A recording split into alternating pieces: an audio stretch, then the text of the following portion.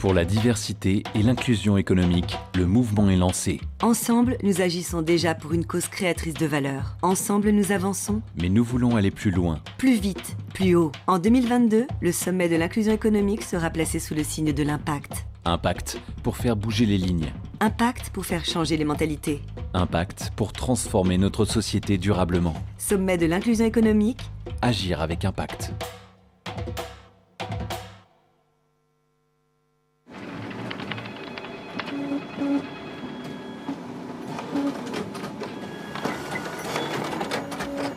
C'est quand même dommage d'embaucher toujours les mêmes profils quand on sait que l'inclusion est source de performance. Sur Mosaïque Talent, accédez gratuitement à des milliers de talents de la diversité et trouvez les meilleurs profils grâce à notre algorithme de matching. Pour Mohamed, Awa, Jonathan, Céline et Sohan, décrocher un entretien d'embauche a toujours été compliqué. Pourtant, ils sont nés à Paris, Trappes, Lyon, Marseille, Saint-Étienne et ont tous fait des études supérieures. En France, on obtient un entretien après avoir envoyé 5 CV en moyenne. Il en faut 4 fois plus quand on s'appelle Nadia. Préjugés, idées préconçues, maladresse, discrimination. Nous avons décidé d'agir en créant Mosaïque RH, un cabinet de recrutement non-profit pour accompagner les entreprises. Puis un campus pour accompagner les talents et pour accélérer les mises en relation. Puis une plateforme de recrutement où l'on peut accéder gratuitement à des dizaines de milliers de profils qualifiés venant de toute la France. En 13 ans, notre groupe a collaboré avec plus de 2000 entreprises et permis près de 15 000 recrutements de jeunes diplômés et d'expérimentés issus de la diversité sociale, territoriale ou culturelle. Nous favorisons ainsi la rencontre avec les véritables pépites de demain, qui échappent au radar des canaux habituels. Nos actions génèrent un impact économique positif pour la collectivité en évitant des coûts estimés à plus de 10 000 € par talent sans emploi. Pour aller plus loin, pour provoquer un changement social à grande échelle, nous avons créé la Fondation Mosaïque, qui englobe l'ensemble de nos activités. La Fondation multiplie les programmes de rencontres développés au cœur des territoires, permettant de déconstruire les imaginaires discriminants et de faciliter l'action. Elle diffuse ensuite ses idées et les bonnes pratiques auprès d'autres organisations sur d'autres territoires et contribue ainsi à la mise en œuvre en France d'une politique de l'inclusion économique dynamique, efficace et performante, où chacun peut devenir un acteur du changement. Dès aujourd'hui, en rejoignant le mouvement, vous avez la possibilité d'accélérer le changement, de conduire la transformation des pratiques pour que 100% des entreprises pratiquent un recrutement inclusif et de libérer le potentiel de tous les talents qui aspirent à réussir leur vie professionnelle. Au sein de la Fondation Mosaïque, et comme vous d'ailleurs, nous pensons que Mohamed, Awa, Jonathan, Céline ou Sohan ont plus que leur place dans votre entreprise, que la question de la diversité ne devrait pas se poser et qu'elle est au contraire source de richesse et de performance. Fondation Mosaïque, rejoignez le mouvement.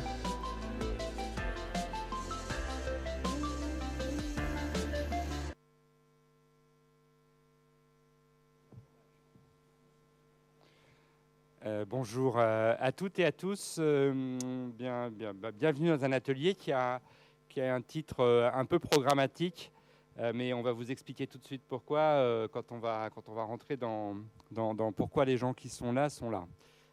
Premier point, donc c'est quelque chose qui a vocation à dire combien le monde de la culture aujourd'hui est comment dire, imprégné de cette notion d'inclusion et en même temps a devant lui un champ du possible qu'il n'a pas encore complètement exploré. Et pour traiter ces sujets, on a 4 personnes. Je vais commencer par le bout de la table en l'excusant d'avance car à 16h, elle devra nous quitter impérativement. Donc les questions que vous poserez à partir de 16h, ils seront adressées malheureusement exclusivement qu'à Laurent Bentata et Agnès Sall. Heureusement. Malikia, tu te présentes peut-être en 2 mots. On se connaît, on va se tutoyer. Je suis désolé, je sais que normalement les journalistes ils font semblant de ne pas se connaître. Moi, j'y arrive pas à faire semblant.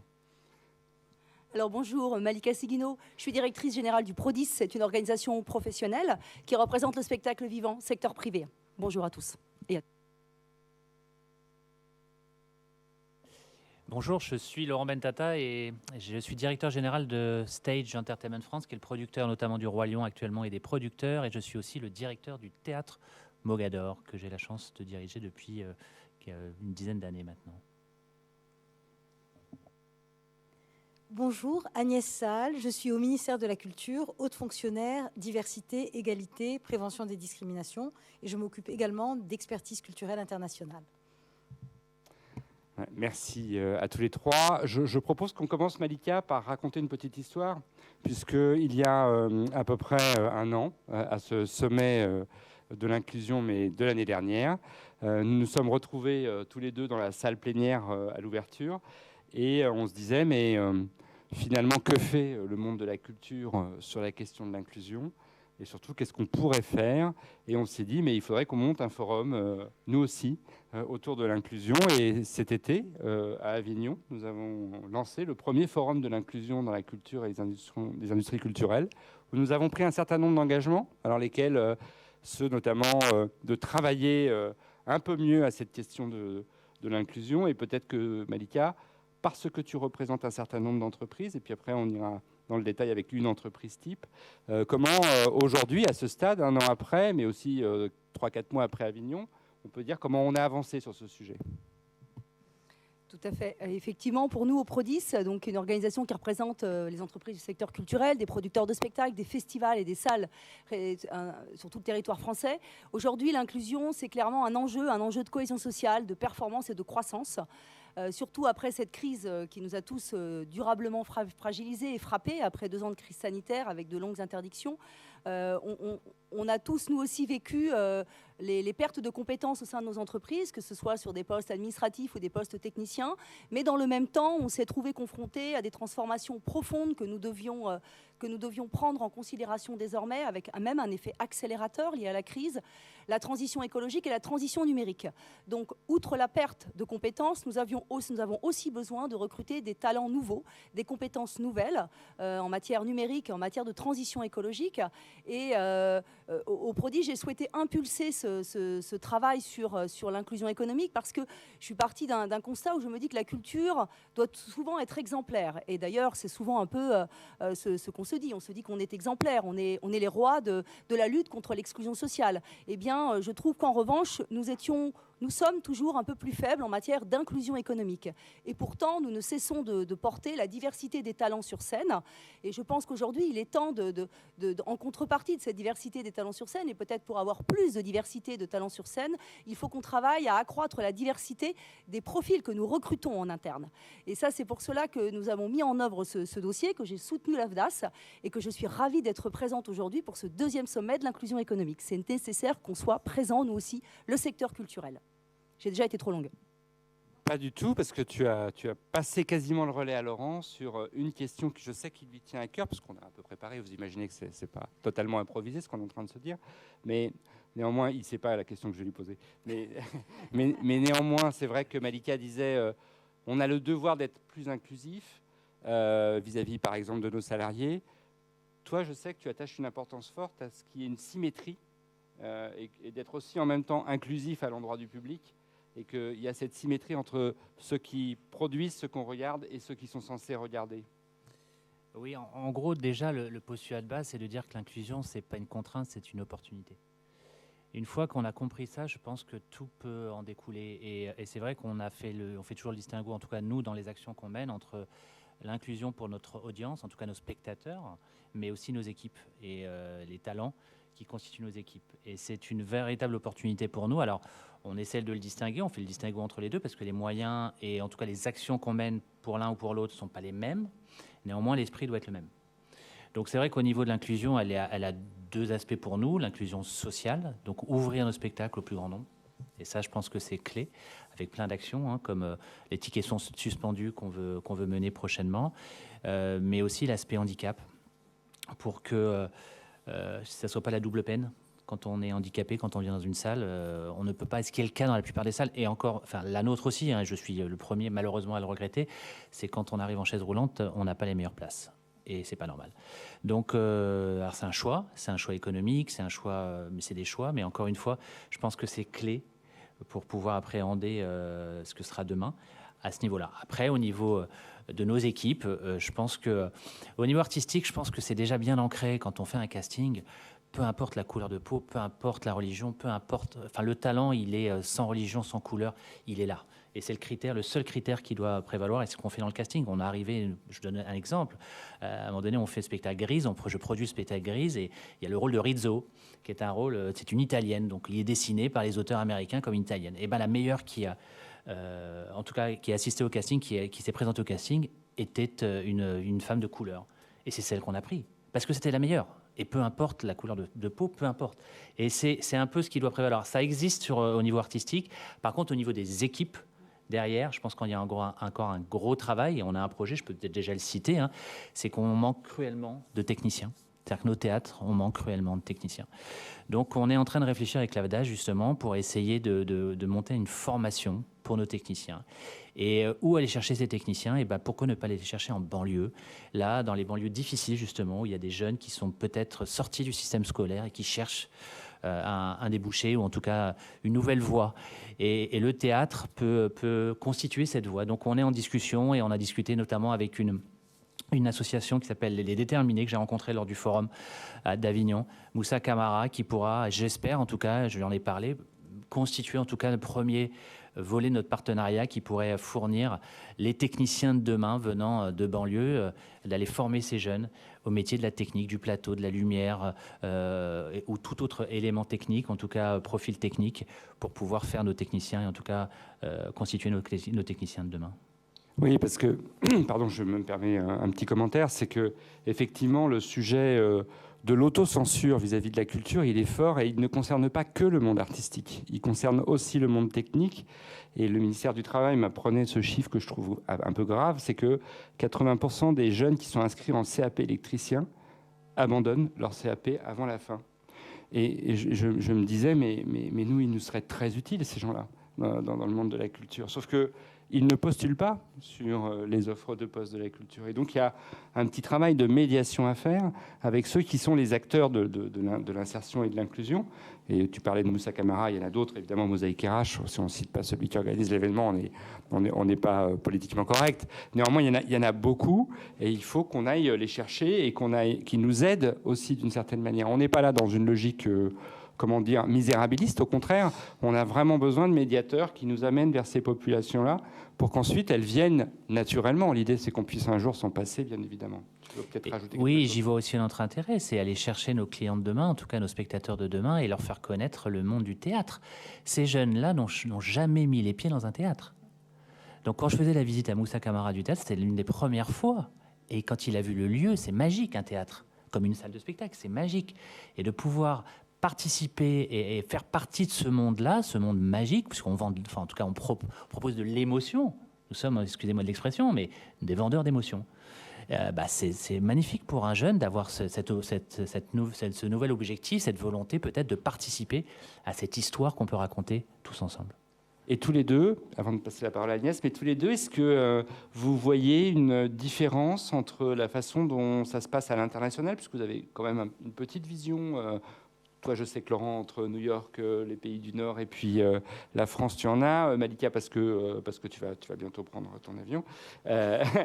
Mais voilà, est-ce que vous sentez qu'on a un temps d'avance, un temps de retard? Que vous disent ceux avec qui vous travaillez sur le sujet, et qu'est-ce que vous observez? Je ne pense pas qu'on soit très en avance. Si on regarde, alors peut-être pas l'Angleterre, mais les États-Unis, ils ont effectivement, au sein des entreprises, pas mal pris en considération ces sujets depuis longtemps. En tout cas, nous, quand on discute avec certains de nos membres qui sont des filiales de multinationales internationales, ils sont déjà imprégnés de cette façon de travailler, de cette façon de recruter et d'aller chercher des profils différemment. Je vois bien quand on discute avec des entreprises françaises, majoritairement des très petites entreprises. C'est nouveau, cette difficulté de recruter aujourd'hui en France, et c'est encore plus nouveau dans notre secteur culturel, où, tu l'as dit Laurent, généralement, c'est un secteur qui fait rêver. On est quand même dans un secteur assez fabuleux. Donc même si vous n'êtes pas sur scène, vous travaillez pour ces artistes qui montent sur scène. Et c'est quand même quelque chose qui est assez exaltant au quotidien. Et bien pour autant, on a été nous aussi frappés, alors peut-être pas par la grande démission, mais en tout cas par des départs plus importants que ce qu'on pouvait envisager. Donc aujourd'hui, ils sont obligés de s'interroger sur le processus même de recrutement, sur comment ils recrutent et où ils recrutent. Et c'est aussi pour ça que je trouve que c'est important qu'on soit là aujourd'hui et qu'on ait avancé avec l'AFDAS, parce qu'au-delà du diagnostic et du fait que je crois qu'ils sont tous l'ambition d'être plus diversifiés dans les profils qu'ils recrutent, ils ne savent pas souvent comment faire, parce que ce sont des petites structures. Et donc, on a besoin d'un lieu mis en réseau, d'un lieu ressource, et de pouvoir accompagner aussi ces recrutements un peu différents. Parce que ça ne se fait pas non plus, c'est pas de l'alchimie, c'est pas magique un recrutement. Donc il faut pouvoir ensuite accompagner l'arrivée d'un jeune qui n'a pas nécessairement les codes de nos entreprises, parce que oui, intégrer le secteur culturel, c'est pas forcément naturel pour tous ces profils. Et donc il faut accompagner les dirigeants qui recrutent, accompagner les salariés qui vont travailler avec eux et accompagner ces nouveaux entrants. Et là, je fais le lien avec l'AFDAS, parce qu'on va avoir besoin, l'AFDAS, cher OPCO, de pouvoir structurer ces processus de recrutement, d'accompagner ces recrutements pour que justement toutes ces envies et tout ce qui se passe en ce moment soit couronné de succès, parce que je pense que ça serait pire si on n'y parvenait pas. Oui, je pense qu'on n'est ni en retard ni en avance, mais à l'échelle, par exemple, des pays européens, les besoins et les problématiques sont différentes. En tout cas, je fais partie d'un groupe international. On est présent en Allemagne, aux Pays-Bas, en Italie et en Espagne. Et c'est vrai que c'est complètement différent. Dans les pays un peu germaniques comme les Pays-Bas et l'Allemagne, les besoins sont différents. Il faut déjà mettre un peu plus d'hétérogénéité dans les profils de gens qu'on recrute. C'est vrai que quand on regarde, c'est assez... malheureusement, ils se ressemblent tous. Donc, nous, on a passé ce cap-là. On est plus... C'est pour ça que nous, on a mis, en tout cas en France, pour la France, avec mes équipes, j'ai mis le critère au niveau du social et du handicap. Parce que le reste, je pense qu'on l'a. Quand on recrute tout type de profil et on n'a pas cette problématique-là. Et je pense qu'on est aussi le reflet de la société française, et ce qui est très bien. Mais aujourd'hui, notre priorité, c'est le social et le handicap. Alors, puisqu'on a parlé des États et de leurs différences, on a un représentant de l'État. Donc, chère Agnès, d'abord, merci d'avoir accepté l'invitation. Et deux, quand tu écoutes ces témoignages-là, en quoi ça résonne à ce que pourrait être une feuille de route du ministère de la Culture ? Première réflexion, je trouve mes amis extrêmement optimistes. Parce que je ne nous trouve pas encore, je parle pour le compte au moins du ministère de la Culture, et de l'ensemble des établissements, des services, des institutions qui en relèvent de près ou de loin. Je ne nous trouve pas exemplaires du tout. On a beaucoup travaillé au cours des 4 dernières années, et Thierry, Malika le savent, sur l'enjeu majeur et toujours une ardente obligation de l'égalité entre les femmes et les hommes. Et nous n'en sommes pas encore du tout parvenus au bout. Nous avons fait des progrès, incontestablement. Nous avons travaillé aux nominations, à l'égal accès aux moyens de création et de diffusion, à la déconstruction des stéréotypes dans les contenus culturels, à la lutte, et merci encore à l'AFDAS, contre les violences et le harcèlement sexuel et sexiste. Et nous n'en sommes encore qu'au tout début du chemin. Mais la prise de conscience s'est opérée, les outils d'observation, de quantification, de mesure des inégalités ont été mis en place et un certain nombre de politiques volontaristes, déterminées, ambitieuses, et je rends hommage aux ministres de la Culture successives depuis 4 ans qui ont porté ces politiques. Donc nous avons marqué un certain nombre de points et il ne faut évidemment absolument pas baisser la garde. En matière de diversité ou d'inclusion, on peut identifier, je crois, un certain nombre de critères qui, à côté de celui du genre, donc les inégalités entre les femmes et les hommes, sont extrêmement prégnants dans nos univers culturels. Évidemment, et Laurent et Malika en ont parlé, le critère social, le critère du handicap et de l'état de santé, mais je mettrais presque en haut de la liste le critère de l'origine. L'origine est encore un critère d'exclusion, de discrimination, de mise à l'écart, ou en tout cas de non-accès. On a également les critères de l'orientation sexuelle, de l'identité de genre, qu'il ne faut pas sous-estimer. De même, la vulnérabilité économique, le lieu de résidence aussi, constitue tout un faisceau d'indices qui sont autant d'empêchements et d'obstacles pour parvenir à quoi ? Pour parvenir à être nommé, ne serait-ce qu'à la tête de nos institutions culturelles. Si vous voyez la palette de nos dirigeantes et dirigeants d'établissements publics, de centres dramatiques nationaux, de scènes de musiques actuelles, de conservatoires, etc., il y a quand même une réflexion frappante qui vous vient, c'est que ce sont des personnes toutes blanches, comme nous le sommes de ce côté de la table. enfin de la salle plutôt. Donc c'est quand même, on se dit que la diversité de la population française n'est pas représentée dans ces lieux qui sont des lieux de pouvoir, des lieux de création, des lieux où on accède à la capacité non seulement d'inventer, d'imaginer, de créer, mais de mettre à la disposition de public. Et comme le disait très bien Laurent, il ne peut pas ne pas y avoir de relation entre ce qu'on montre sur scène, entre la direction d'une structure et les publics qui accèdent au spectacle, à la production, aux films, aux documentaires, aux jeux vidéo, enfin tous les champs, toutes les disciplines culturelles et artistiques sont concernés. Donc, ce que nous nous disons aujourd'hui, c'est qu'il faut vraiment, comme nous avons eu, et nous avons toujours, une feuille de route égalité avec toute une série de mesures, et parfois des mesures contraignantes financièrement. Il me semble que c'est encore la meilleure formule pour obliger les structures, les entreprises, les établissements culturels à avancer. Donc, à côté de la feuille de route égalité, nous travaillons, et ce sera prêt dans quelques semaines, à une feuille de route inclusion, diversité, qui va lister toute une série de mesures. On a déjà un plan avec 4 axes, 17 mesures, enfin on va être assez ambitieux.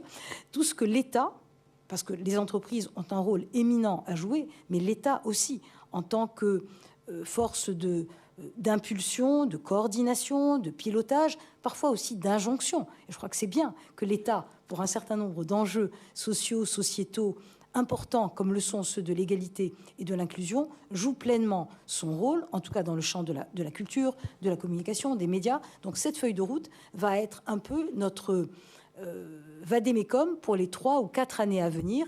Nous y travaillons évidemment avec l'ensemble des structures culturelles et artistiques, et nous avons bien en vue 2 choses essentielles qui sont l'observation.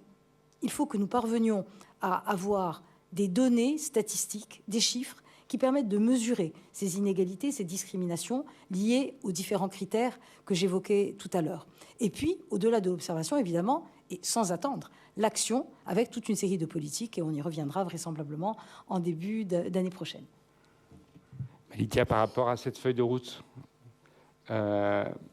d'abord, c'est quoi les attentes du secteur par rapport à ça? Et 2, est-ce qu'il y a déjà des choses qu'on aimerait poser? Moi j'en ai une, par exemple, sur le risque d'effet d'éviction, c'est-à-dire comment des thèmes comme ceux de l'inclusion, qui sont des thèmes qui reviennent un peu comme des choses qu'on n'a pas suggérées depuis 30-40 ans dans notre pays, et puis 2, qui viennent se confronter à d'autres sujets dont on pourrait dire qu'ils pourraient être considérés comme à la mode, et qui, j'en parlais ce matin avec Agnès, qui pourrait provoquer un effet d'éviction, c'est-à-dire si on fait de l'inclusion, alors on ne fait plus d'égalité femmes-hommes, ou on ne traite plus les violences et le harcèlement sexiste et sexuel. Vous voyez, c'est comment on évite ça et comment on s'inscrit dans la durée, concomitamment, tu l'as dit d'ailleurs, sur tous ces sujets-là.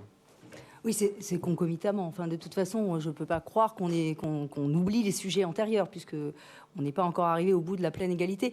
Moi, ce qui m'inquiète, alors déjà, je suis ravie d'apprendre qu'il y a une feuille de route désormais sur la diversité, donc on a hâte de voir tous ces engagements. C'est comment effectivement accompagner le plus possible des entreprises du secteur culturel qui ont certes une volonté, mais qui sont, n'oublions jamais, en majorité des très petites entreprises, qui sortent quand même fragilisées par 2 ans de crise très dure.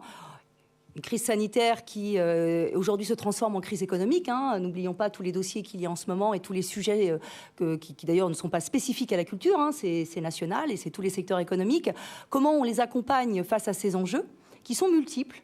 Tu l'as dit, Thierry, il y a effectivement toujours la place des femmes dans le secteur de la musique, sur scène, mais également en coulisses, parce que pour qu'il y en ait plus sur scène, il faut aussi qu'il y ait plus de femmes au poste dirigeant dans les entreprises. Comment on les accompagne en matière de transition écologique? Comment on les accompagne face à la transition numérique? Comment on les accompagne? Enfin voilà, il y a énormément de sujets aujourd'hui qui sont tous complémentaires, et qui finalement renvoie toujours au même concept. C'est la transformation profonde de nos modèles sociaux, c'est de la RSE, RSO, et les entreprises sont certes volontaires, on a énormément de dirigeants qui ont envie d'eux, mais qui sont souvent dans la difficulté de trouver les moyens pour le faire. Quand vous avez une toute petite équipe, vous faites comment? Quand vous devez avoir des référents sur tous les sujets. Donc là, je n'ai pas la solution. J'interpelle, j'en appelle effectivement au ministère qui, s'il a une feuille de route, a dû forcément anticiper ce point-là, parce que c'est quelque chose qui est spécifique au secteur culturel, ce nombre très important de TPE qui fait aussi la richesse des projets artistiques et leur diversité. Simplement, il ne faut pas négliger ce point pour que demain, tous ces sujets soient effectivement un succès au sein de nos entreprises. Et comme l'a dit Agnès, en effet, qu'on devienne exemplaire sur ces sujets-là, parce que je pense qu'on a une responsabilité, clairement, en tant qu'entreprise culturelle. Sachant que, pour donner un chiffre, quand même, je crois qu'on est sur 96% à peu près des entreprises du spectacle vivant qui sont des entreprises de moins de 10 salariés. Donc, Laurent, quand on est patron, comment on ne se laisse pas submerger par toutes ces injonctions? Il faut faire de la RSE, il faut traiter le handicap, il faut traiter l'inclusion en général, l'égalité femmes-hommes, les transitions écologiques, l'emploi des jeunes, l'apprentissage. Tu veux que je t'en rajoute ou pas? Non, c'est bon, je pense, ça va aller. Non, mais c'est vrai qu'on a cette problématique-là. Et n'oublions pas qu'on est convalescent. On est une industrie convalescente encore. Donc, on n'a pas récupéré ce qui était notre rythme de 2019. Et à côté de ça, on est ces chantiers. On est à cette phase de transition, quelle qu'elle soit, hein, écologique, égalitaire, inclusive, enfin tout ça.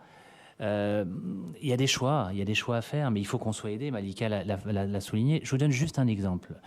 On a mis en place au théâtre des séances pour malentendants et malvoyants, pour leur permettre de vivre le spectacle. Alors, on le fait à petit nombre, hein, c'était 40 personnes. C'est 4 000 € pour 40 personnes. Donc, on l'a financé. Ça, on a à peine équilibré. On n'a pas gagné d'argent sur ces places-là. On ne peut pas faire plus. Enfin, on peut faire plus, mais après, c'est un coût. Mais pour une entreprise convalescente, ça fait beaucoup. Donc, c'est vrai qu'il faut qu'on soit aidé. Alors, je ne veux pas qu'on soit une industrie toujours dans la demande, parce qu'on a fortement été aidé. Et je tiens à le remercier, en profiter de ce micro pour le remercier pendant cette période. Mais ces enjeux, on ne pourra pas les mener seuls. Et entreprise privée ou gros groupe ou petit groupe, peu importe, petites entreprises, on a besoin de cohérence. Alors, la cohérence, on va pouvoir l'écrire. On est... Comme le disent les Anglais, nous sommes des storytellers, donc on va pouvoir raconter cette histoire-là. Mais derrière, il y aura besoin de moyens, on va arriver à quelque chose d'assez simple et matériel pour pouvoir soutenir tous ces enjeux. Et je reviendrai sur ce que disait Agnès, sur l'égalité homme-femme. Il y a une problématique quand on parle de la technique. J'essaie de prendre des exemples concrets à chaque fois parce que c'est intéressant de voir. Quand on regarde la technique, dans nos métiers techniciens, pourquoi, quand on voit tout ce qui est costume et maquillage, il n'y a exclusivement que des femmes? Et quand on recrute, il n'y a que des femmes qui se présentent. Et quand on est sur les métiers de plateau, il n'y a que des hommes. Et ça ne veut pas dire que nous, à la base, on ne cherche pas. Mais quand on fait une demande, on n'a que des hommes ou que des femmes. Donc on est aussi confronté à un marché. Et en amont, dans la formation, c'est pour ça qu'on en revient à la formation. Parce que nous, on essaie de prendre et tu le sais Thierry, puisqu'on essaie de travailler ensemble pour prendre le problème à la source. Mais nous, on est en bout de course. Et quand on voit les gens arriver, on subit. Donc on veut, pour répondre à ta question, comment on fait pour gérer ça? On essaie de ne pas subir et de reprendre la main. Puisqu'on a subi pendant 2-3 ans là. Et là, maintenant, il faut qu'on reprenne la main. Et d'ailleurs, c'est un sujet de promotion des métiers, à mon avis. C'est-à-dire que, effectivement, si on pense que spontanément, les gens vont se diriger vers nos métiers, quand je dis les gens, ne voyez aucune allusion politique, les gens au sens les hommes, les femmes et autres, il faut qu'on ait une action beaucoup plus en amont que dans la seule promotion de la formation professionnelle et continue. Je voudrais juste donner deux éclairages complémentaires. Le premier, c'est que le ministère de la Culture a la chance d'avoir un réseau de pratiquement 99 pour être précise, écoles, établissements d'enseignement supérieur dans le domaine de l'architecture, de l'art, de la musique, de la danse, du spectacle, du cinéma, du patrimoine. Et je trouve que nous avons là une capacité d'action qui est assez extraordinaire. Et ce qu'on remarque quand on examine le profil des étudiantes et des étudiants dans ces écoles, qui préparent donc à une partie, pas à la totalité bien sûr, des métiers culturels, mais à une partie d'entre eux, c'est d'une part que nous avons curieusement, ou pas curieusement, une majorité de filles, mais que ce pourcentage de quelques 60% de filles ne se retrouve pas dans les professions auxquelles préparent les écoles, ce qui est quand même un problème. Pourquoi cette évaporation entre les 60% de départ à l'école et de diplômés et les 35 ou 40% dans les professions culturelles et artistiques. Mais on remarque également que dans la population des étudiantes et des étudiants, la diversité, disons, à la fois sociale, géographique et d'origine n'est absolument pas au rendez-vous. Et donc là, nous avons une responsabilité particulière pour faire en sorte que, ne serait-ce que les étudiantes et les étudiants qui composent nos établissements d'enseignement supérieur culture reflètent la réalité de la société. Et on en est encore très loin. Deuxième point, très rapidement, pour dire qu'il ne faut pas non plus être complètement désespéré en se disant que le chemin est tellement long et tellement ardu à parcourir qu'on n'y arrivera jamais. Nous sommes, en tout cas nous quatre, des optimistes de nature. Nous avons déjà quelques exemples de prise en compte, mais c'est récent, c'est très récent même, par les établissements publics, parfois même les très grands établissements publics culturels, de cette obligation un peu évidente du point de vue des exigences républicaines, démocratiques, de prendre en compte la réalité de la société. Je vous en donne des exemples. D'une part, en termes de programmation, il ne vous aura sans doute pas échappé qu'un certain nombre de grands musées, je pense au Louvre, je pense au musée d'Orsay, je pense au Centre Pompidou, prennent réellement très au sérieux ces problématiques de façon à les intégrer dans leur programmation. Et la force de frappe des programmations culturelles à l'égard du grand public, elle est quand même remarquable, parce que nous avons une responsabilité en termes aussi de construction d'un imaginaire collectif. Et donc c'est très important, me semble-t-il, que dans les films, dans les séries télé, dans les jeux vidéo, dans les programmations de nos musées, de nos salles de musique, de danse, de spectacle, on puisse refléter cette volonté d'inclusion. Un deuxième exemple, dans le domaine de l'art lyrique, vous me direz, l'art lyrique n'est pas forcément le domaine dans lequel la diversité sociale d'origine est la plus représentée. Et justement, on a au moins 2 directeurs hommes, excusez-les, de grandes salles lyriques, je pense à l'Opéra national de Paris et à l'Opéra comique, qui ont décidé, et c'est tout récent, de mettre au point toute une série d'actions pour diversifier à la fois les viviers de recrutement.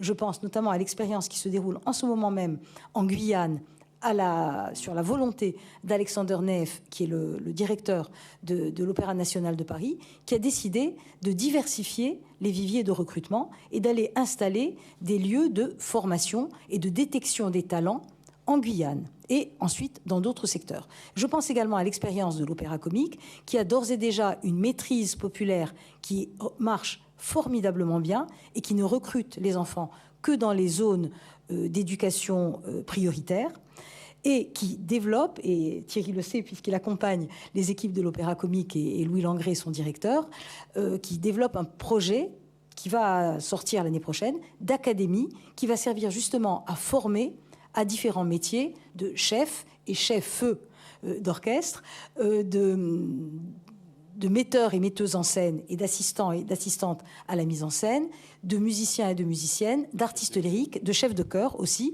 et qui va justement de chercher à développer la diversité sociale et la diversité d'origine. Et je pense qu'il est intéressant, même si ce sont pour l'instant de toutes petites, n'exagérons pas, des expériences limitées en nombre, de montrer la route. Parce que justement, il ne s'agit pas d'imposer, notamment aux entreprises privées du secteur, en leur disant « vous devez faire ». Il faut d'abord que nous montrions, nous, avec notre réseau d'établissements publics et d'institutions culturelles subventionnées, que nous sommes capables d'inverser la donne et de montrer l'exemple à notre tour. Oui, sachant que la mise à l'échelle qui est toujours invoquée pour dire une opération, elle marche parce qu'elle a été mise à l'échelle, ça ne veut rien dire dans nos secteurs. Puisqu'on l'a dit avec des petites entreprises, la mise à l'échelle, c'est la mise à l'échelle du nombre d'entreprises qui y participent. C'est pas de dire qu'on va embaucher à l'Opéra comique 200 gamins qui viendraient apprendre des métiers de l'Opéra comique. Ça, c'est pas possible. Il nous faut en revanche 200 opéras comiques. C'est ça le vrai sujet de la mise à l'échelle dans nos secteurs. Il nous reste 5 minutes exactement. Est-ce que, un peu moins, est-ce que vous avez des questions, évidemment, auxquelles on pourrait répondre? Alors, j'ai une question devant. J'imagine qu'il faut un micro, sinon on ne va pas l'entendre. Bonjour, alors moi je suis jeune cinéaste, donc scénariste et réalisatrice. Avant ça j'étais avocate et j'ai un parcours dans les grandes écoles, donc Dauphine.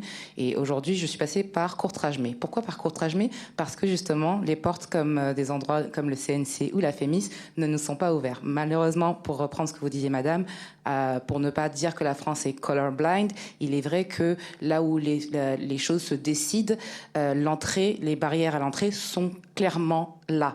Donc c'est pas qu'on n'existe pas et que vous ne savez pas où nous trouver, c'est qu'en réalité il y a quelque chose à faire et je pense qu'effectivement peut-être qu'il y a un budget alloué à cette ce qu'on appellera tantôt inclusion, diversité, ce que vous voulez. Moi, j'appelle ça juste le mélange. Et comme vous disiez, en fait, la culture est censée être le reflet de la société française. Sauf qu'aujourd'hui, on se pose des questions en se demandant, mais que fait la police?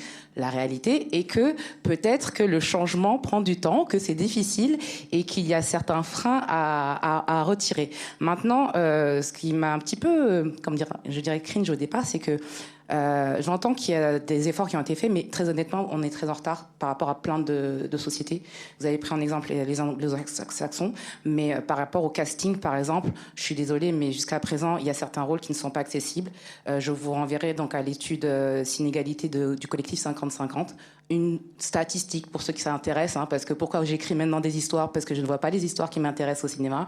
Seulement 6% des personnages principaux de l'audiovisuel, donc télévision et cinéma français, sont des femmes non blanches.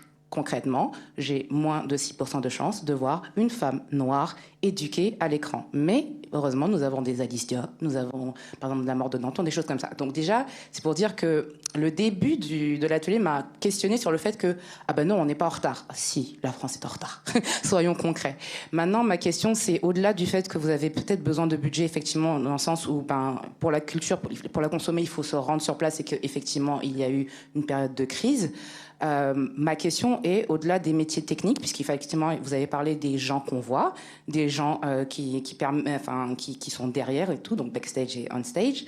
La réalité est que certains métiers dans la culture ne nécessitent pas, comme dans d'autres industries françaises, un niveau d'éducation, de formation élevée. C'est-à-dire que, par exemple, dans le cinéma, c'est une des rares industries où on peut parfois pratiquer sans avoir de diplôme. Je citerai Ladjli qui n'a pas le bac. C'est un exemple, c'est une réussite quand même. Maintenant, ce qui est un peu agaçant pour nous, c'est qu'il y a à chaque fois un seul exemple. Vous avez parlé de l'opéra, nous avons Nariman Bey qui fait de l'opéra lyrique, et c'était la première femme voilée, mais à chaque fois, c'est la première, le premier. C'est ça qui est un petit peu usant pour nous. Et je pense que ces territoires où vous voulez recruter, en fait, ils existent autour de nous. C'est juste qu'en fait, on ne nous considère pas sérieusement comme des personnes potentiellement aptes à tenir ces postes-là. Souvent, quand moi je fais mes pitchs pour mes scénarios, je dis que plus tard, je serai ministre de la Culture. Et malheureusement, je rigole quand je dis ça. Parce que pour le moment, je sais que si ça arrive, les gens vont commencer à questionner ce truc-là. Mais peut-être, sauf que ça prendra du temps. Donc, c'était juste pour faire un commentaire sur le fait que merci pour vos apports, madame, en tout cas du ministère, parce que j'ai bien aimé le fait que vous ayez quand même relativisé ce côté un peu trop bisounours de « Ok, la culture, en fait, on part d'un endroit où il n'y a pas de problème. » Ils sont là, en fait. Oui, et en même temps, on doit regarder... Je pense que vous avez raison, et pour le coup, nous, on y travaille au plus près, y compris en accompagnant une école comme Courtrajmé, par exemple. Aujourd'hui, notre job, c'est de faire en sorte, non pas qu'il y ait, que les gens soient inclus, arrivent à rentrer à la FEMIS, mais que Courtrajmé soit une école au même titre que les autres. Vous voyez, après, c'est des histoires de méthode, parce que des retours, on en a. Je sais pas, ce matin, on était en réunion, nous, avec Bintou Dembélé sur ce qui s'est passé sur les Indes galantes à l'Opéra de Paris, avec des gamins du hip-hop qui ont fait un spectacle invraisemblable à l'Opéra de Paris, sur du Rameau. C'est justement l'hybridation de ces rencontres entre l'Opéra de Paris et d'autres qui vont nous faire avancer sur le sujet. C'est évidemment pas assez, je vous dis ça. Et en même temps... Si vous dites qu'il y a eu, je pourrais vous citer le ministre de l'Éducation nationale aujourd'hui. C'est-à-dire que les exemples, ils existent toujours, mais moi, je pense qu'il ne faut pas les fétichiser. Vous voyez, c'est-à-dire que sinon, ça veut dire qu'on les met en étendard et puis on dit qu'à la sortie, on a rempli notre quota, on a mis un ministre de l'Éducation nationale. Je crois qu'il ne faut pas aller vers ça. En revanche, il faut faire exister les écoles qui sont alternatives et les centres de formation qui pourraient être alternatifs pour former d'autres personnes qui arriveraient sur le marché, plutôt que de forcer le passage. Agnès, tu voulais dire un mot, mais très court, parce que là, il faut qu'on soit très très court, on nous demande d'arrêter. Parce que c'est enregistré. J'adhère à 120% à tout ce que vous avez dit. Oui. On a Courtrage-Mé, on a la Cinéfabrique, on a d'autres écoles de cinéma. Et effectivement, l'enjeu, c'est de faire venir, de faire entrer toutes celles et tous ceux qui sont encore aujourd'hui exclus. J'utilise le terme de façon volontaire et je sais pertinemment qu'on est encore très loin, très très loin de l'exemplarité. Simplement, on ne peut plus se contenter de bonnes paroles, de séminaires, de colloques, de discours, de bonnes intentions. Il faut agir et je considère vraiment, autant qu'en matière d'égalité entre les femmes et les hommes, que l'État, le ministère de la Culture en l'occurrence, a une responsabilité majeure. Il faut qu'il l'assume. Merci, je crois qu'il faut qu'on arrête. Merci à tous les deux, merci à Malika. Voilà, si vous avez encore des questions, on peut voir si on a deux secondes dehors, mais là, dans la forme enregistrée, on est obligé d'arrêter là l'atelier. Merci de votre participation.